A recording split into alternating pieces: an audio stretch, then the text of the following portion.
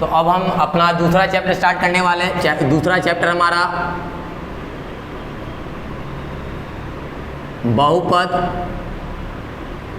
4 exercise हैं, जिसमें पहला एक्सरसाइज हमें ग्राफ के मदद से बहुपद के शून्यकों की संख्या के बारे में जानकारी मिलती है। दूसरे एक्सरसाइज में इसमें हम लोग द्विघात बहुपद के शून्यकों को निकालना तथा शून्यकों की सहायता से द्विघात बहुपद को निकालना सीखेंगे। तीसरे एक्सरसाइज में विभाजन भाग का, बहुपदों के भाग का हमें जानकारी मिलती है और एक ऐच्छिक एक्सरसाइज करके दिया गया है, लेकिन उससे भी सवाल आते हैं एग्जाम में, तो उन्हें भी हम करेंगे, है ना। तो चलिए स्टार्ट करते हैं। सबसे पहले चैप्टर को जानते हैं कि इस बहुपद यानी कि पॉलिनोमियल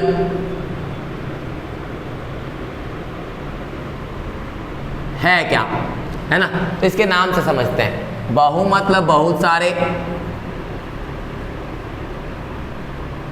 क्या बहुत सारे पद। अब ये पद क्या होते हैं?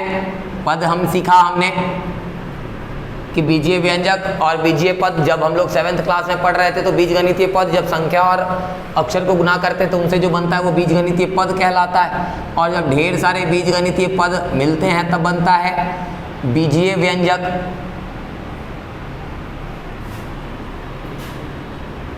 है ना। और वैसा बीजीय व्यंजक जिसके चर पदों का घात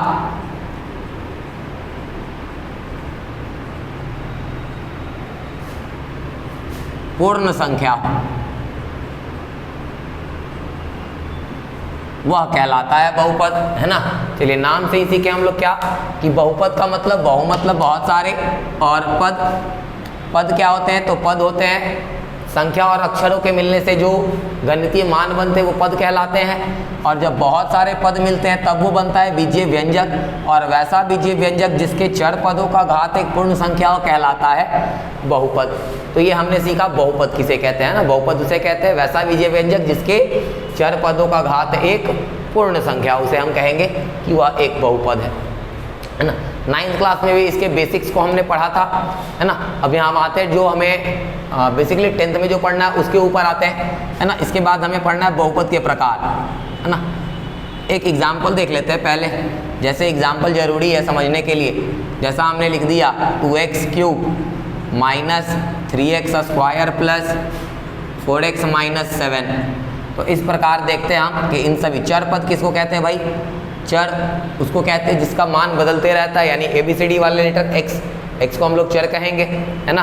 तो यहाँ चर का घात 3, चर का घात 2, चर का घात यहाँ कुछ नहीं है तो 1, और यहाँ चर तो है ही नहीं, यानी 7 × 1, यानी हम कह सकते हैं कि यहाँ x का पावर 0 है, क्योंकि किसी का भी पावर 0 1 होता है ना। यानी कि ये पूर्ण संख्या है, 0 है, 1 है, 2 है, 3 है।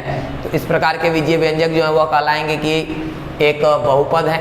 जैसा एक और लिख सकते हैं हम, x का power 4 plus 16x cube minus 256x square plus 1024x minus 2048। इस प्रकार की संख्याएं भी बहुपद कहलाएंगी। छोटी संख्याएं भी अगर केवल हम x स्क्वायर माइनस 3 भी लिख दें तब ये केवल x ही नहीं m भी लिख सकते हैं, m क्यूब माइनस 27। इस प्रकार की संख्याएं बहुपद कहलाएंगी। अब हमें आगे पढ़ना है बहुपद के प्रकार। तो बहुपद का वर्गीकरण किया गया, बहुपद का वर्गीकरण किया गया 2 भाग में।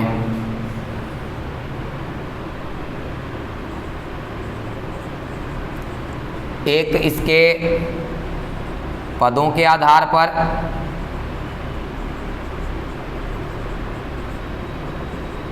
और दूसरा इसके घातों के आधार पर।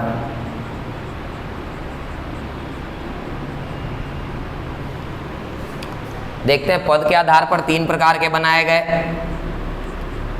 एक पदी बहुपद जिसमें केवल एक पद हो, द्विपदी बहुपद जिसमें केवल 2 पद हो, त्रिपदी बहुपद जिसमें केवल 3 पद हो, और इसके बाद जितने भी आते हैं सभी बहुपद कहलाते हैं। ठीक है, घात के आधार पर बांटे गए हैं बेसिकली 4, लेकिन इम्पॉर्टेंट 3 है। सबसे पहला एक घातीय या रैखिक बहुपद, एक घातीय बहुपद को ही रैखिक बहुपद कहते हैं। दूसरा द्विघात बहुपद, तीसरा त्रिघात बहुपद, और चौथा एक शून्य बहुपद जिसमें चर पदों का घात शून्य होता है, उसे हम शून्य बहुपद कहते हैं, है ना। सारे अचर जो मान है वह सारे शून्य बहुपद के अंतर्गत आते हैं। तो हमने देखा एक पदी बहुपद जिसमें केवल एक पद हो, जैसे कि हम एग्जाम्पल के रूप में लिख सकते हैं 2x m/4 इस प्रकार के। द्विपदी जिसमें दो पद हो, जैसे x² - 48 x + 4 या a का पावर 4 - b का पावर 4 इस प्रकार के। त्रिपदी जिसमें तीन पद हो, जैसे a + b + c या x³ + 9x² - 27 इस प्रकार के, है ना। रैखिक बहुपद उनको कहते हैं, रैखिक बहुपद उनको कहते हैं जिनका पावर 1 हो, है ना, जिनका अधिकतम घात 1 हो। जैसे हम लिखे 2x + 10, जैसे हम लिख दिए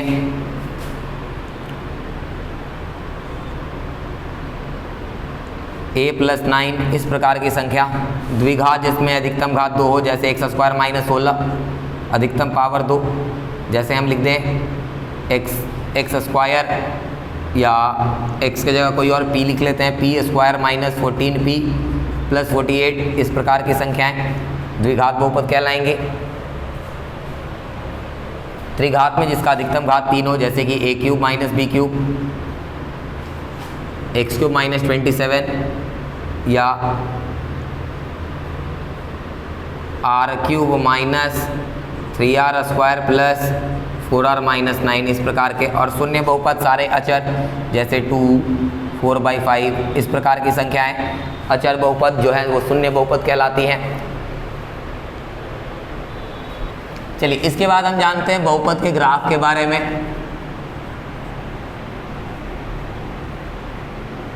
तो बेसिकली हमें दो के बारे में जानना है। रैखिक बहुपद का ग्राफ जो है, रैखिक बहुपद यानी कि जिसका अधिकतम घात चर पदों का अधिकतम घात 1 हो, रैखिक बहुपद के जो ग्राफ हैं वो सरल रेखाओं में बनते हैं, है ना, सीधी रेखा सरल रेखाओं में बनते हैं। और जो द्विघात बहुपद के ग्राफ हैं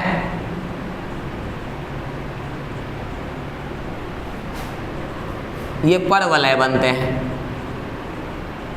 परवलय इस प्रकार की आकृति को कहा जाता है, यू शेप्ड आकृति, है ना, यह परवलय कहलाती है। तो द्विघात याद रखेंगे, एक बार ऑब्जेक्टिव में ये सवाल भी आया था कि द्विघात बहुपद का ग्राफ या द्विघात समीकरण का ग्राफ कैसा होता है। तो द्विघात बहुपद या द्विघात समीकरण का ग्राफ जो है वो परवलय बनेगा, है ना।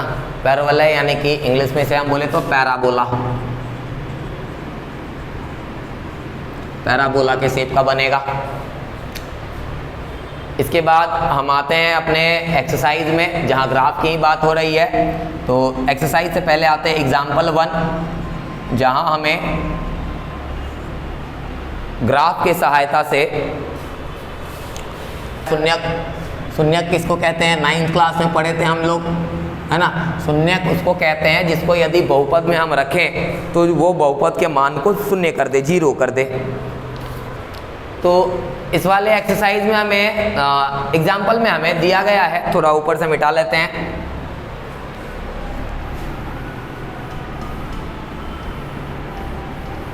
इसमें हमें एग्जाम्पल 1 में दिया गया है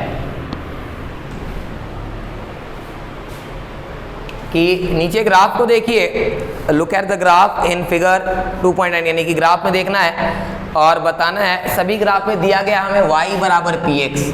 अब ये y = px कहने का मतलब क्या है, इसका मतलब है हमें यह समझना है कि अगर y = px लिखा है, यानी ये जो सरल रेखा है, ये जो रेखा जो है यह x अक्ष को कितनी बार काट रही है ना। y = px लिखने का मतलब x बहुपद के लिए यह रेखा, x चरमन वाले बहुपद के लिए यह रेखा x अक्ष को कितनी बार काट रही है, जितनी बार यह x अक्ष को काटेगी वही शून्यकों की संख्या होगी।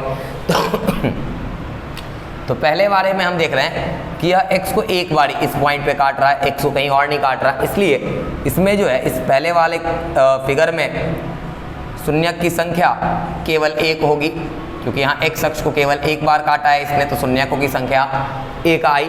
अब यहाँ दूसरे वाले फिगर में देखते हैं कि यह जो रेखा है वह x अक्ष को 2 बार ही काट रही है, तो दूसरे वाले फोटो में शून्यकों की संख्या 2 हो जाएगी। तीसरे वाले फोटो में हम देखते हैं कि यह जो रेखा है यह एक्स अक्ष को 3 बारी काट रही है। तब इस वाले फोटो में शून्यकों की संख्या, इस वाले ग्राफ में शून्यकों की संख्या जो है वह 3 हो जाएगी, है ना। यहाँ हमने क्या सीखा कि y बराबर पी एक्स कोई बहुपद दिया गया, इसका मतलब कि x बहुपद के लिए यह रेखा x अक्ष को x चरमान वाले बहुपद के लिए यह रेखा x अक्ष को कितनी बार काट रही है, जितनी बार यह x अक्ष को काटेगी उतने ही इसके शून्यकों की संख्या होगी। तो यहाँ पहले वाले में हमने देखा 1 बार काटा तो 1 शून्यक, यहाँ 2 बार काटा 2 शून्यक, और यहाँ 3 बार काटा तो 3 शून्यक। तो इस वाले चौथे वाले ग्राफ में हम देखते हैं कि यह जो रेखा है वह x अक्ष को 1 बार काट रही है, यानी इसके शून्यकों की संख्या 1 होगी। शून्यकों नहीं, एक ही है तो शून्यक लिखते हैं। शून्यक की संख्या 1 आ गया। यहाँ यह काट नहीं रहा है, यह केवल यहाँ स्पर्श कर रहा है, टच कर रहा है। तो टच कर रहा है तो 1 बार ही मानेंगे हम लोग, है ना। इसको 2 बार नहीं लिख देंगे। तो शून्यकों की संख्या यहाँ भी केवल 1 बार स्पर्श किया x अक्ष को, तो इसमें भी हो गया 1। और यहाँ जब हम देखते हैं तो 1 बार, 2 बार, 3 बार और 4 बार, यानी कि इस वाले ग्राफ में शून्यकों की संख्या 4 होगी। तो इसी एग्जाम्पल की तरह एक्सरसाइज में भी क्वेश्चन दिया गया है। एक्सरसाइज का क्वेश्चन 2.1 में, यहाँ से 2.1 करेंगे हम लोग। तो 2.1 y बराबर पी एक्स के लिए जो फिगर 2.10 दिए गए हैं उसमें शून्यकों की संख्या ज्ञात करना है। इस वाले में भी हमें दिया है एक्सरसाइज 2.1 के क्वेश्चन नंबर 1 में y बराबर पी एक्स के लिए। इस वाले में भी हमें बोला है y बराबर पी एक्स के लिए, यानी कि अब हम देखेंगे यह रेखा जो है वह x अक्ष को कितनी बार काट रही है। तो ये वाला रेखा x अक्ष को 1 बार भी नहीं काट रही है, यानी शून्यकों की संख्या 0, यानी यह एक अचर बहुपद है। जब शून्यकों की संख्या 0 आ जाए यानी वह बहुपद एक अचर बहुपद है। दूसरा वाला सवाल,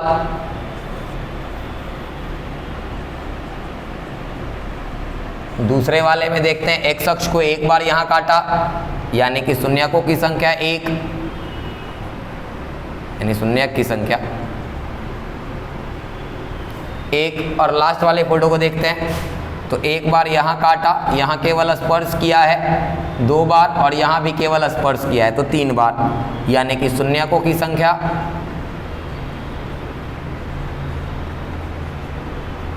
3 आ गया। इस प्रकार 3 और ग्राफ हैं। तो एक्सरसाइज 2.1 के क्वेश्चन नंबर 1 में 3 और ग्राफ बाकी रह गए, जिसमें इसको हम लोग देखते हैं शून्यकों की संख्या। शून्यक निकालने हैं हमें। बहुपद हमारा y बराबर पी एक्स के लिए था, यानी यह सरल रेखा x अक्ष को कितनी बार काट रही है। तो 1 बार यहाँ काटा, 1 बार यहाँ काटा, यानी यहाँ शून्यकों की संख्या 2। 5वें नंबर में देखते हैं शून्यकों की संख्या, यानी यह रेखा जो है x अक्ष को कितनी बार काट रही है। तो 1, 2, 3 और 4, यानी शून्यकों की संख्या हो गई 4। अब यहाँ ध्यान दीजिएगा, जो मैंने वहाँ क्वेश्चन नंबर 3 लिखा था वो एक्चुअली क्वेश्चन नंबर 6 था। तो चूंकि क्वेश्चन नंबर 6 को हम वहाँ कर लिए तो यहाँ हम क्वेश्चन नंबर 3 को कर लेते हैं। तो इसमें हमने देख रहे हैं कि यह सरल रेखा तो नहीं, यह रेखा इस x अक्ष को 3 बिंदुओं पर काट रही है, यानी शून्यकों की संख्या 3। तो इस प्रकार हमने बहुपद का बेसिक क्लास और ग्राफ की सहायता से शून्यकों की संख्या को निकालना सीखा। अब अगले वीडियो में हम लोग बात करेंगे द्विघात बहुपद की, जो कि एक इम्पॉर्टेंट टॉपिक है। तब तक के लिए थैंक यू।